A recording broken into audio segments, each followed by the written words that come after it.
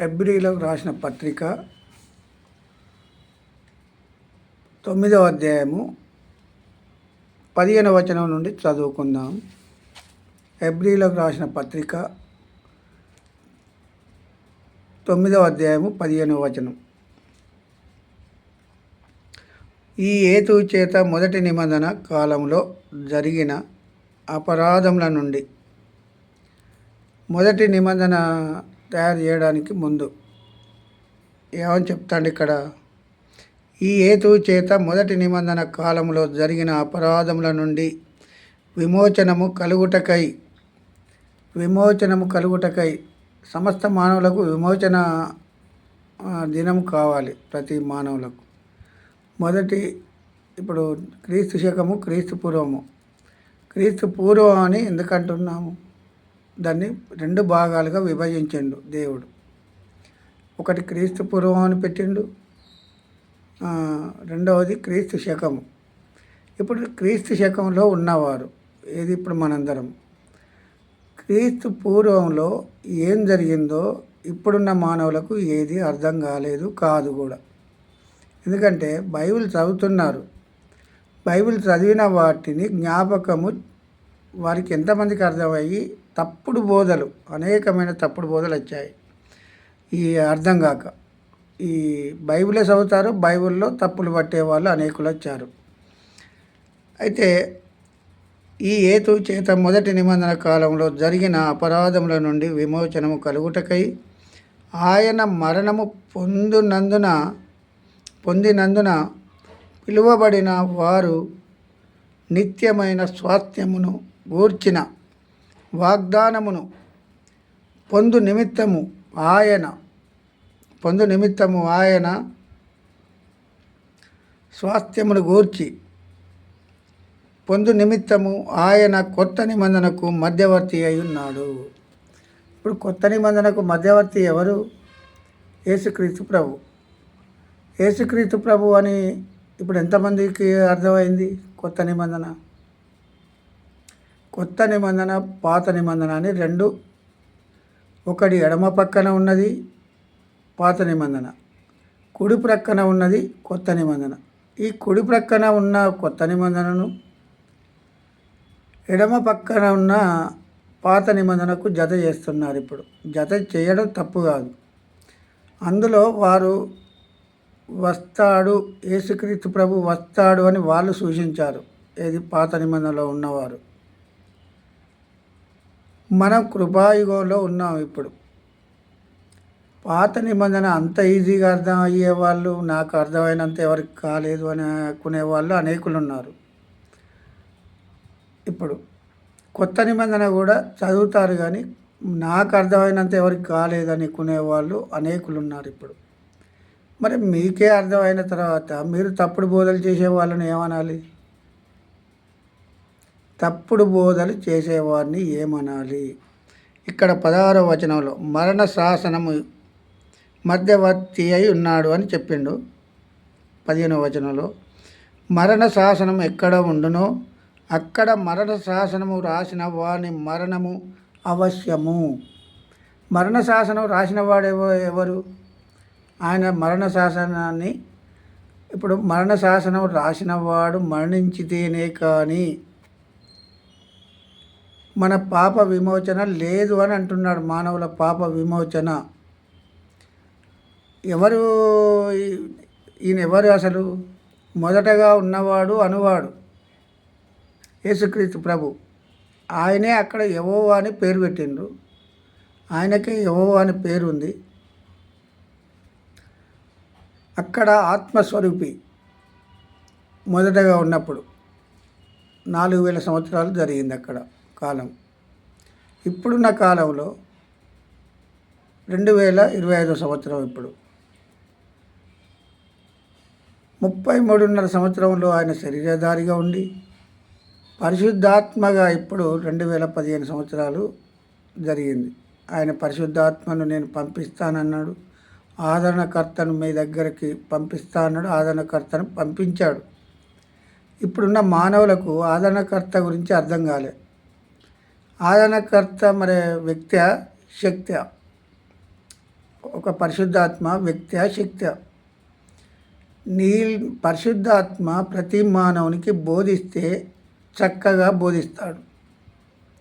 పరిశుద్ధాత్మ కనుక బోధించకపోతే, అపవాది బోధ కనుక లోబడ్డట్టయితే అనేకమైన ఆలోచనలు వచ్చి అనేకమైన బోధలు చేస్తూ కాలం గడిపే సేవకులు ఉన్నారు ఇప్పుడు. మరి ఈ కాలం గడిపే ఇప్పుడు ఇక్కడ ఏమని చెప్పిండు? మరణ శాసనం ఎక్కడ ఉండునో అక్కడ మరణ శాసనము వ్రాసిన వాని మరణము అవశ్యము. ఆ శాసనము వ్రాసినవాడు మరణము పొందితేనే అది చెల్లును అన్నాడు. ఇప్పుడు ఏమర్థమైంది ఈ 16వ వచనంలో? మానవులకు, ఇప్పుడు సేవకులకు ఏమర్థమైంది చేసుకున్నారు? అర్థమైందా ఎవరికైనా? ఈ మరణ శాసనం అనేది అర్థమైందా? మరణ శాసనము ఎవరైతే రాశారో వారు మరణము అవశ్యము అని అన్నాడు. ఆ శాసనము రాసిన వాడు మరణము పొందితేనే అది చెల్లును. ఏది చెల్తుంది? మానవుల పాపాలు పోవాలంటే మరణ శాసనం రాసిన వాడు మరణించితేనే. ఎవరు మరణ శాసనం రాసిండు? మరే యెహోవా మరణ శాసనం రాసిండు. ఈయన ఇక్కడ శరీరధారిగా 33.5 సంవత్సరాలు ఇక్కడ ఉన్నాడు. అక్కడ ఆత్మస్వరూపిగా ఉన్నాడు. ఇక్కడ మరణ శాసనం గురించి శరీరధారిగా వచ్చి ఆయన మరణం పొందితే ఇప్పుడు పరిశుద్ధాత్మ ఎవరికి కనబడదు, ఒప్పిస్తుంది ప్రతి మానవుని. నీవు క్రీస్తును ఏ విధంగా తెలుసుకుంటావో తెలుసుకో, నేను నీకు బోధిస్తాను, నిజముగా బోధిస్తాను, అబద్ధముగా బోధించను అని పరిశుద్ధాత్మ చెప్తే తప్ప ఎవ్వనికి ఈ బైబిల్ అర్థం కాదు. ఎవ్వనికి అర్థం కాదు, ఏ సేవకునికి అర్థం కాదు. పరిశుద్ధాత్మ బోధిస్తేనే. పరిశుద్ధాత్మ బోధించకపోతే ఇందులో రాసినవన్నీ కల్పితాలు అనే మాటలు. ఆయన శరీరధారిగా ఒక్కసారి వచ్చిండు, మరణం పొందిండు, పరిశుద్ధాత్మ ఆదరణకర్తను పంపిస్తా అన్నాడు. ఆదరణకర్త ఇప్పుడు మనలో ప్రతి మానవుని ఒప్పిస్తూ ఉన్నది. ఇప్పుడు 2000 సంవత్సరాల కింద, 2025 సంవత్సరాల కింద ఈ యేసుక్రీస్తు ప్రభువును ఏ మానవుడైనా చూశాడా? వాక్యాన్ని చూసి మాట్లాడుతున్నారా? వాక్యం లేకుండా మాట్లాడుతున్నారా?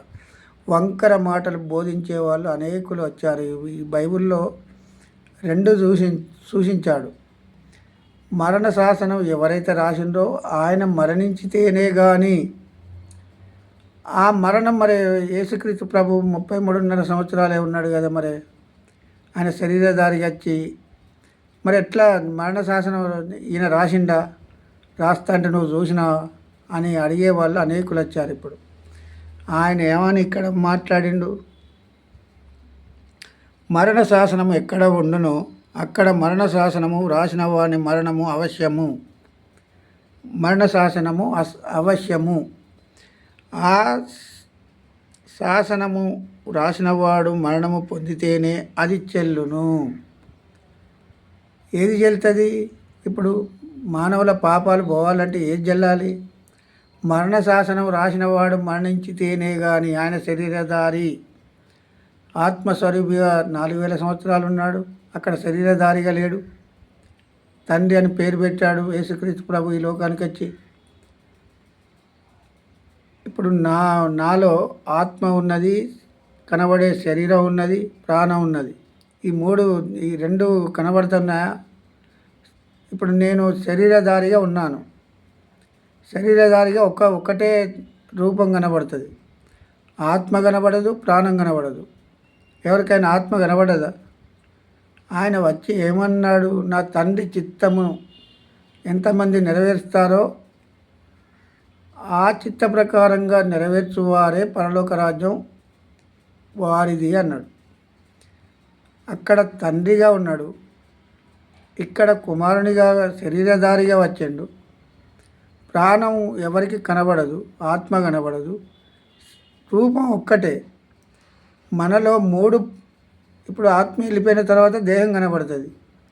దేహం కనబడేదాన్ని చూసి ఈ కుమారుడు ఇప్పుడు జీవం లేదు, ఈయనతో మనకేం పని అనుకునేవారు లేరా? ఇప్పుడు సేవకులు అర్థం చేసుకోవాలి. మరణ శాసనము ఎవరు రాసినరో, శాసనము రాసినవాడు మరణించితేనే కానీ అవశ్యము అని అన్నాడు. ఆ మరణ శాసనము రాసినవాడు మరణించితేనే కానీ అది చెల్లును. మరి ఇది ఎంతమంది అర్థం చేసుకున్నారు సేవకులు? ఇప్పుడున్న సేవకులు అర్థమైందా ఎవరికైనా? మరణ శాసనం రాసినవాడు మరణించితేనే కానీ అన్నాడు. మరి ఇది అబద్ధం రాసినట్ట ఈ బైబిల్లో? ఇప్పుడు మీరు నిజాలు బోధిస్తున్నారా, అబద్ధాలు బోధిస్తున్నారా? కుమారుడు ఆయన యెహోవా అక్కడ తండ్రిగా ఉన్నాడు, ఇక్కడ కుమారుడు, ఇద్దరు అని చెప్పే బోధకులకు ఇది ఇప్పుడు ఆత్మ కనబడుతుందా ఎవరికైనా? ప్రాణం కనబడుతుందా? ప్రాణం కనబడదు, ఆత్మ కనబడదు. వాటిని ఇప్పుడు అనేకులు వచ్చి ఏం చేస్తాడు, అక్కడ తండ్రి ఉన్నాడు, ఇక్కడ కుమారుడు ఉన్నాడు, పరిశుద్ధాత్మ ఉన్నదని బోధించే వాళ్ళు అనేకులు వచ్చారు. ఇప్పుడు పరిశుద్ధాత్మని ఎవరైనా చూశారా? నేను ప్రశ్న వేస్తున్నాను. ఆత్మస్వరూపిణి ఎవరైనా, నీలో ఉన్న ఆత్మ ఎవరికైనా కనబడ్డదా? నీలో ఉన్న ప్రాణం కనబడ్డదా? ప్రాణం అనేది పరిశుద్ధాత్మ, ఆత్మ అనేది, ఆత్మస్వరూపి అనేది జీవింపజేసేది. దేహము కనబడే దేహం. ఆయన ఒక్కసారే వచ్చాడు కానీ నేను 4 సార్లు వస్తాను, 4 సార్లు నేను మీకు కనబడతాను అనే మాట బైబిల్లో ఎక్కడైనా రాయబడి ఉన్నదా? మరణ శాసనము రాసినవాడు మరణించితేనే కానీ అది చెల్లును అని ఉన్నది. ఇది అర్థం కాని సేవకులు అనేకులు వచ్చారు. ఇప్పుడు దేవునికి మహిమ కలుగునుగాక, దేవుడే దీవించునుగాక సమస్త మానవులను.